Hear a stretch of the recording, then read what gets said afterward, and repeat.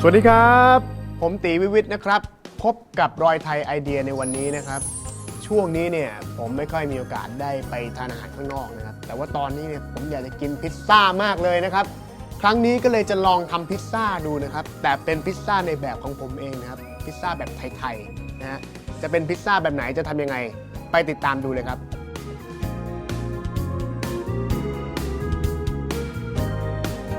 เดี๋ยวขั้นตอนแรกเนี่ยเราจะทำน้ำซอสของแกงเขียวหวานก่อนแล้วกันนะครับเปิดไฟครับเริ่มจากใส่น้ำมันไปก่อนนะครับผมให้ทั่วนะครับหมุนไฟเบาสุดเลยแล้วก็ใส่แป้งสาลีอเนกประสงค์ลงไปนะครับแล้วก็คนให้เข้ากัน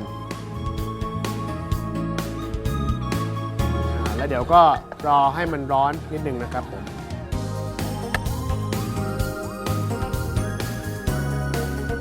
เสร็จแล้วนะครับก็ต่อด้วยรอยไทยนะครับรอยไทยแกงเขียวหวานใส่ลงไปประมาณสักครึ่งกล่องพอนะครับผมนี่ต้องค่อยๆใส่นะเพราะมันจะกระเด็น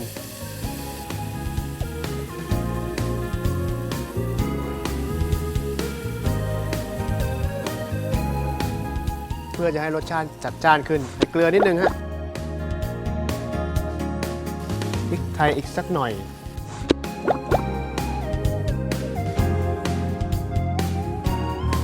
ต่อด้วยนี่นะครับใบโหระพานะครับแล้วก็พริกนะฮะใส่ไปเลยเพื่อเพิ่มความหอมด้วยนะครับผมแล้วก็คนให้เข้ากันนะครับตอนนี้เราก็ได้น้ำแกงสำหรับทำพิซซ่าแล้วนะครับผมเดี๋ยวขั้นตอนต่อไปเนี่ยเดี๋ยวเราจะไปทำที่ตัวพิซซ่านะครับผมเกลี่ยให้ทั่วนะฮะใส่น้ำแกงสักพอประมาณไม่ต้องเยอะมากจนเกินไปนะฮะเพราะว่าไม่งั้นมันจะแฉะต่อด้วยพริกระฆังนะครับผมจัดเรียงให้สวยงามตามแบบฉบับของแต่ละคนนะครับ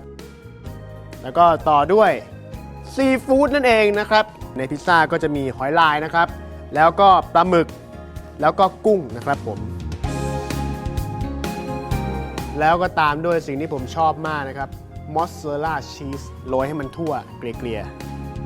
ๆพอแต่งหน้าเสร็จแล้วนะครับเดี๋ยวเราก็เข้าไปอบกันครับ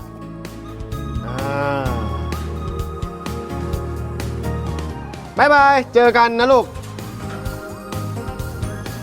ก่อนที่จะเอาเข้าไปอบนะครับอย่าลืมวอร์มเครื่องก่อนด้วยนะครับผมความร้อนต้องอยู่ที่180องศาเซลเซียสนะครับแล้วก็ตั้งเวลาไว้สักประมาณ 10-12 นาทีนะครับหรือว่าคอยดูตรงหน้าพิซซ่าเนี่ยให้มันเป็นประมาณสีเหลืองๆก็พอได้แล้วนะครับผมเสร็จแล้วนะครับผมเดี๋ยวเรามาดูกันครับ